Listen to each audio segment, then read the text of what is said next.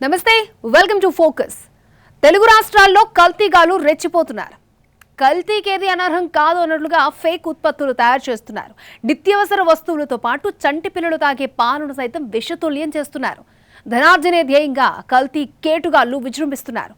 బియ్యం, పాలు, ఉప్పు, పప్పు, కారం, నూనె, నెయ్యి, చివరికి అల్లం వెల్లుల్లి పేస్ట్ను సైతం కల్తీ చేస్తున్నారు. జనం జీవితాలతో కల్తీగాళ్లు చెలగాటం. కల్తీ మామిడి పండ్లతో ప్రాణాలు విలవిల. గసగసాలు, అల్లం వెల్లుల్లి కల్తీమయమే. ఇంట్లో వాడే ప్రతిదీ ఫేక్ ఉత్పత్తులే. ప్రస్తుత ఉరుకుల పరుగుల జీవితంలో అధిక శాతం మంది బయట లభించే ఆహారంపైనే ఆధారపడాల్సి వస్తోంది. నగరాల్లో ఇబ్బడి ముబ్బడిగా వెలుస్తున్న రెస్టారెంట్లు సైతం ప్రజలను ఇట్టే ఆకర్షిస్తున్నాయి. అయితే ఏదో ఒకట్రెండు మినహా మిగిలిన అన్ని చోట్ల లభిస్తున్న ఫుడ్ క్వాలిటీపై ప్రశ్నలు తలెత్తుతూ ఉన్నాయి. అపరిశుభ్ర వాతావరణంలో వంటల తయారీ, ప్రమాదకర రసాయనాల వినియోగం ప్రజల ఆరోగ్యాన్ని ప్రమాదంలో పడేస్తున్నాయి. తాగే నీరు, పీల్చే గాలి, తినే పండ్లు, కూరగాయలు కావేవి కల్తీకి అనర్హం.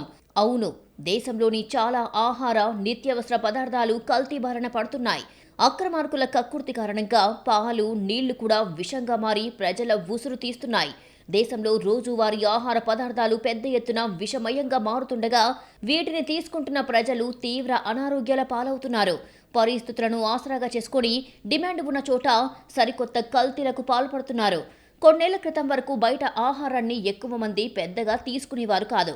సంపాదనలో తక్కువ ఖర్చు చేసి ఎక్కువ మొత్తాన్ని దాచుకునేవారు. ఇది ఆర్థికంగా, ఆరోగ్యపరంగానూ మంచి లక్షణంగా ఉండేది. అయితే ప్రస్తుతం పరిస్థితులు పూర్తిగా మారిపోయాయి. నగరాలు, పట్టణాలతో పాటు గ్రామీణ ప్రాంతాల్లోనూ పార్టీ కల్చర్ వచ్చింది. పుట్టినరోజు, వివాహ మహోత్సవం, ఇలా సందర్భం ఏదైనా పార్టీలివ్వడం పరిపాటిగా మారింది. ఇంటి భోజనం కంటే రెస్టారెంట్లకు వెళ్లేందుకు ఎక్కువ మంది ప్రాధాన్యమిస్తున్నారు. ఖరీదైన ఆహారాన్ని తీసుకుంటున్నామనే భ్రమలో ఉంటున్నారు కానీ ఇవి ఆరోగ్యకరమైనవా లేదా అనేది తెలుసుకోలేకపోతున్నారు. నిల్వ ఉంచిన ప్రమాదకర రసాయనాలు కలిపిన ఫుడ్ను తింటున్నారు. వీటితో అప్పుడప్పుడు ఎలాంటి నష్టం లేకపోయినా దీర్ఘకాలంలో ప్రాణాంతక వ్యాధుల బారిన పడే ప్రమాదం పొంచి ఉంది. దేశంలో జనాభా పెరుగుతున్న కొద్దీ రోజువారీ ఆహార పదార్థాల వినియోగము అంతే స్థాయిలో పెరుగుతోంది. ఇదే ఆసరాగా కల్తీ మాయగాళ్లు అన్ని పదార్థాలను విషమయం చేస్తున్నారు. ఎవరు ఊహించని పద్ధతుల్లో ఆహార పదార్థాలు కల్తీ చేస్తూ ప్రజల ఆరోగ్యాలతో చెలగాటమాడుతున్నారు. పసివాళ్లకు పట్టే పాల నుంచి నీళ్లు, పండ్లు, కూరగాయలు, తేనె, వంట నూనె సహా లెక్కలేనన్ని పదార్థాలు ఉన్నాయి.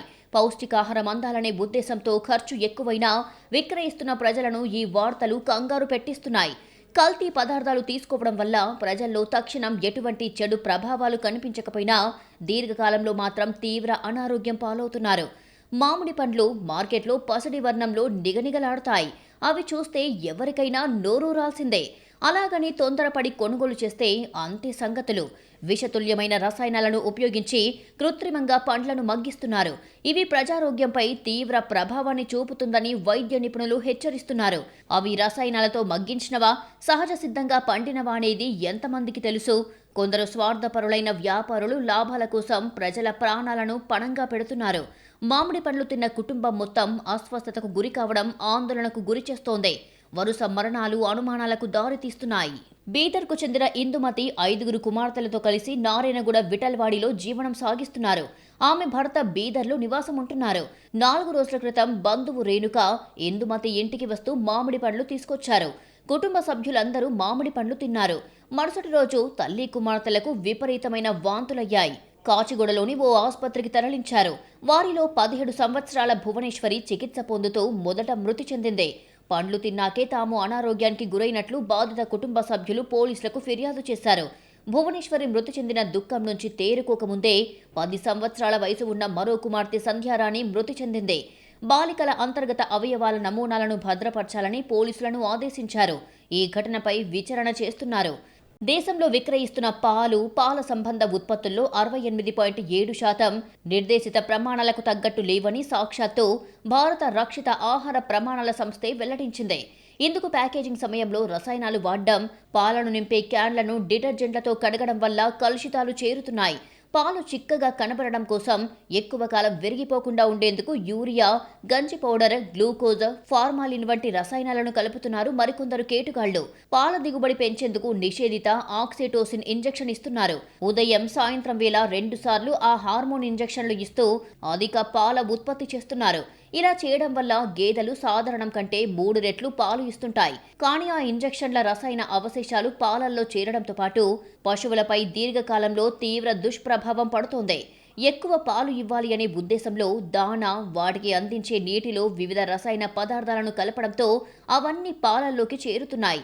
ఇలాంటి వాటిని నివారించకపోతే దేశంలోని 87% మంది క్యాన్సర్ వంటి తీవ్ర వ్యాధుల బారిన పడే ప్రమాదముందని ప్రపంచ ఆరోగ్య సంస్థ హెచ్చరిస్తోంది. పెరిగిపోతున్న పారిశ్రామికీకరణతో ప్రజలకు స్వచ్ఛమైన తాగునీరు కూడా అందడం లేదు. ఇబ్బడి ముబ్బడిగా వెలుస్తున్న పరిశ్రమలు పెద్ద ఎత్తున నీటిని వినియోగిస్తుండగా వాటిలో ఎన్నో రసాయన అవశేషాలు కలుస్తుంటాయి. వాటిని శాస్త్రీయ పద్ధతుల్లో శుద్ధి చేసి తొలగించాల్సి ఉంటుంది. కానీ భారీగా ఖర్చు పెట్టాల్సి రావడంతో అక్రమంగా నదులు, కాలువలు, స్థానిక చెరువుల్లోకి విడిచిపెడుతున్నారు. దేశంలో శుద్ధి చేసిన తాగునీరు చాలా తక్కువ మందికే అందుతోంది. నదులు, చెరువుల్లోని ప్రమాదకర భార ఖనిజాల వల్ల ఈ నీటితో సాగు చేస్తున్న కూరగాయలు, పండ్లల్లోకి రసాయనాలు ప్రవేశిస్తున్నాయి. అదనంగా పండ్ల విక్రయాలు జరిపే చోట్ల పండ్లపైకి రసాయన అవశేషాలు చేరుతున్నాయి. ఎక్కువ కాలం నిల్వ చేసేందుకు, త్వరగా పక్వానికి వచ్చేలా చేసేందుకు ప్రమాదకర రసాయనాలు వినియోగిస్తుంటారు.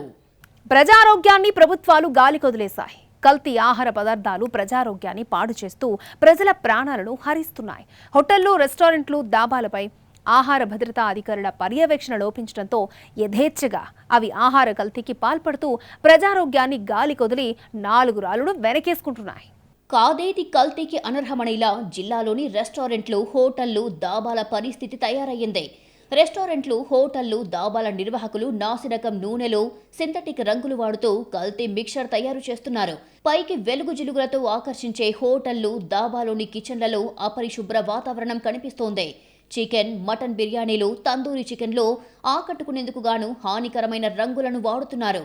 ప్రమాదాల్లో చనిపోయిన గొర్రెలు, పొట్టేళ్లు, మేకలతో పాటు అనారోగ్యానికి గురైన వాటిని వధించి వినియోగదారులకు విక్రయిస్తున్నారు. నిషేధిత క్యాట్ ఫిష్లను సైతం చేపల విక్రయదారులు అమ్ముతున్నా అడిగే నాదుడే లేరు. వీటిని చికెన్, మటన్ వ్యర్థాలతో చెరువుల్లో పెంచి పోషిస్తున్నారు. మిరపకాయల్లో ఎరుపు రంగు రావడానికి సుడాన్ రంగులను వినియోగిస్తున్నారు. పసుపులో మెటానిల్ ఎల్లో అనే పదార్థాన్ని కలుపుతున్నారు. వీటిని వంటల్లో వినియోగిస్తే క్యాన్సర్ సంబంధిత వ్యాధులొచ్చే ప్రమాదం ఉంది. కల్తీ ఆహారం తిని అనారోగ్యం బారిన పడిన ఘటనలు నిత్యకృత్యంగా మారాయి. తెలుగు రాష్ట్రాలను కల్తీ వ్యవహారం కుదిపేస్తోంది. చిన్న హోటళ్లే కాదు, పేరు పొందిన రెస్టారెంట్లలోనూ భయానక వాస్తవాలు రోజుకో చోట బయటపడుతున్నాయి. నియమ నిబంధనలను పక్కన పెట్టేసి ధనార్జనే ధ్యేయంగా హోటళ్లు, రెస్టారెంట్ల నిర్వాహకులు వ్యాపారాన్ని సాగిస్తున్నారు. వంటగదుల పరిశుభ్రత పాటించడం లేదు. ఫుడ్ తయారీలో ప్రతిదీ కల్తీ వస్తువులను వాడుతున్నారు. పైగా పాచిపోయిన ఆహారాన్ని ఫ్రిడ్జ్లో పెట్టి తిరిగి వేడి చేసి పెడుతున్నారు. మాంసమైతే రోజుల తరబడి ఫ్రిడ్జ్లో పెట్టి దానికి మసాలాలు దట్టించి మరుసటి రోజు వాడుతున్నారు. బిర్యానీలో బొద్దింకలు, వెంట్రుకలు వస్తున్న సందర్భాలు లేకపోలేదు. గ్రేటర్లో దాదాపు 12 నుంచి 14 వేల వరకు హోటళ్లు, రెస్టారెంట్లు ఉన్నాయి. ఆయిల్ నుంచి మొదలు ఉప్పు దాకా నాణ్యమైన వాటిని ఉపయోగించి నిర్వాహకులు క్వాలిటీ ఫుడ్ను అందించాలి. కానీ ప్రజల ఆరోగ్యంతో చెలగాటమాడుతున్నారు.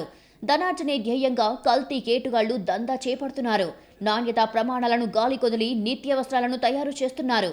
ఊరు, పేరు, ప్యాకింగ్, గడువు తేదీ లేకుండానే విక్రయిస్తున్నారు. బియ్యం, పాలు, ఉప్పు, పప్పు, కారం, నూనె, నెయ్యి, చివరకు అల్లం పేస్టును సైతం కల్తీ చేస్తున్నారు.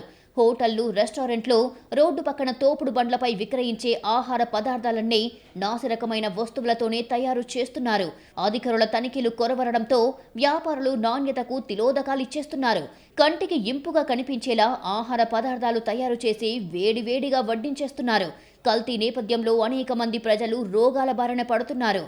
కల్తీ నూనెలు, నెయ్యి, వనస్పతి వినియోగంతో రక్తనాళాల్లో కొవ్వు పేరుకుపోయి పలువురు గుండెపోటుకు గురవుతున్నట్లు వైద్య నిపుణులు చెబుతున్నారు.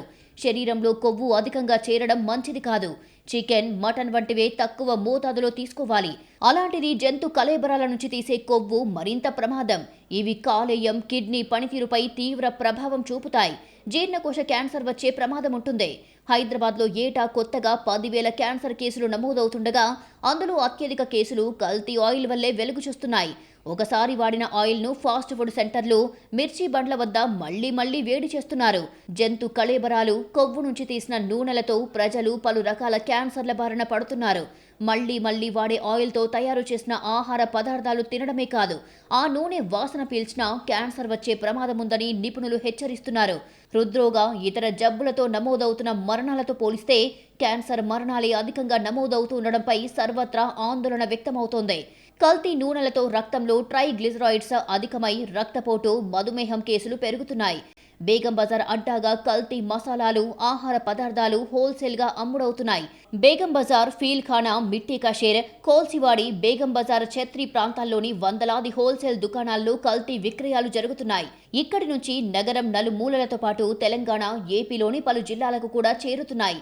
అప్పుడప్పుడు నామ్కే వస్తే నగర టాస్క్ ఫోర్స్ పోలీసులు, స్థానిక పోలీసులు, జీహెచ్ఎంసీ హెల్త్ విభాగం అధికారులు, వైద్యారోగ్య శాఖ ఫుడ్ ఇన్స్పెక్టర్లు కల్తీ మాఫియాపై దాడులు చేసి దండుకుంటున్నారే తప్ప పూర్తి స్థాయిలో నిరోధించలేకపోతున్నారు. క్షేత్రస్థాయిలో క్రమం తప్పకుండా ఆహార నమూనాలను సేకరించి పరీక్షించడంలో ఫుడ్ ఇన్స్పెక్టర్లు నిర్లక్ష్యంగా వ్యవహరిస్తున్నారు. మిర్చి బండ్లు, బిర్యానీ కేంద్రాలు, హోటళ్ల తనిఖీని విస్మరిస్తున్నారు. ఆమ్యామ్యాలు తీసుకొని మామూళ్ల మత్తులో జోగుతున్నారు. కల్తీ ఆహార పదార్థాలకు సంబంధించి హానికరం, తప్పుడు ప్రచారం, నాసిరకం అన్న 3 అంశాల ఆధారంగా కేసులు నమోదు చేయాలి. కానీ అరకొరగా కేసులు నమోదు చేసి చేతులు దులుపుకుంటున్నారు. కేసుల తీవ్రత లేకపోవడంతో అక్రమార్కులు నామమాత్రపు జరిమానాలు చెల్లించే మళ్లీ యథేచ్ఛగా అదే దందా సాగిస్తున్నారు.